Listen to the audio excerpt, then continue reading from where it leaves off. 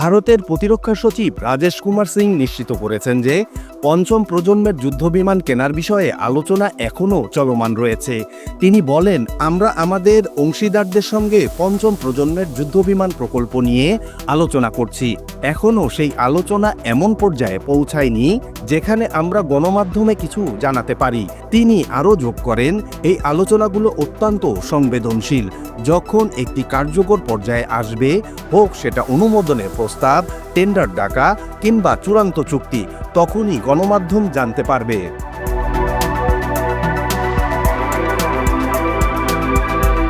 ভারতের নিজস্ব যুদ্ধবিমান তৈরির পরিকল্পনা AMC প্রোগ্রাম থাকলেও তা বাস্তবায়নে আরও অন্তত 1 দশক লাগতে পারে, কারণ ভারতের বড় প্রতিরক্ষা শিল্পগুলোতে দীর্ঘসূত্রিতা স্বাভাবিক ঘটনা। এ অবস্থায় ভারতকে বিকল্প খুঁজতেই হচ্ছে। যদিও সচিব সিং নির্দিষ্ট করে বলেননি কোন দেশ বা কোন বিমানের কথা আলোচনায় এসেছে। বিশ্লেষকদের মতে এটি সম্ভবত রাশিয়ার Su-57 যুদ্ধবিমান, যা বর্তমানে ভারতের জন্য একমাত্র বাস্তবসম্মত পঞ্চম প্রজন্মের বিকল্প হিসেবে বিবেচিত হচ্ছে।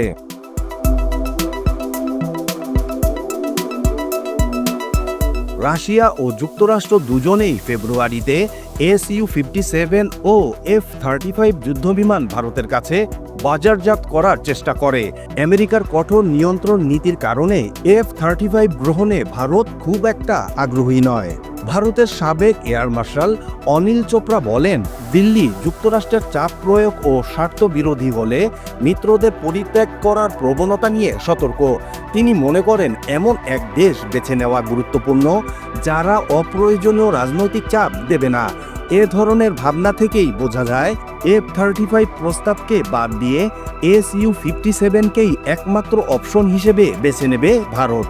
রাশিয়া শুধু যুদ্ধবিমান বিক্রি করতে চায় না, তারা ভারতের প্রতিরক্ষা মন্ত্রণালয়কে Su-57-এর সম্পূর্ণ সোর্স কোড ও প্রযুক্তি হস্তান্তর করার প্রস্তাব দিয়েছে। এর মানে হলো ভারত নিজেই এই বিমান তৈরি, রক্ষণাবেক্ষণ এবং উন্নয়ন করতে পারবে।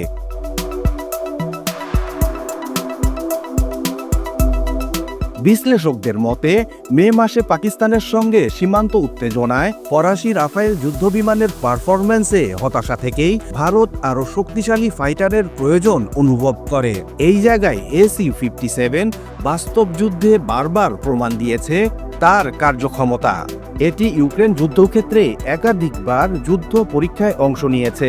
এর মধ্যে রয়েছে শত্রুর আকাশ প্রতিরক্ষা ধ্বংস, আকাশ যুদ্ধ, সুরক্ষিত এলাকায় ঢুকে হামলা চালানো এবং নিখুঁতভাবে নির্দিষ্ট লক্ষ্যবস্তুতে আঘাত হানা।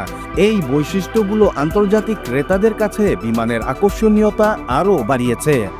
রাশিয়া Su-57 যুদ্ধবিমানটি ইউক্রেন যুদ্ধের মতো কঠিন পরিবেশেও ব্যবহার করেছে। এটি শুধু আকাশ যুদ্ধ নয়, শত্রুর বিমান প্রতিরক্ষা ব্যবস্থা ধ্বংস, গভীর অভিযানে ঢুকে হামলা এবং দূরপাল্লার নিখুঁত স্ট্রাইকেও ব্যবহার হয়েছে।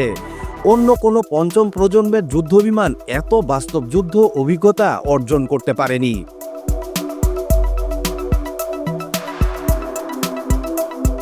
যুক্তরাষ্ট্রের চাপ থাকা সত্ত্বেও ভারত এখনও রাশিয়ার কাছ থেকেই সবচেয়ে বেশি অস্ত্র কেনে।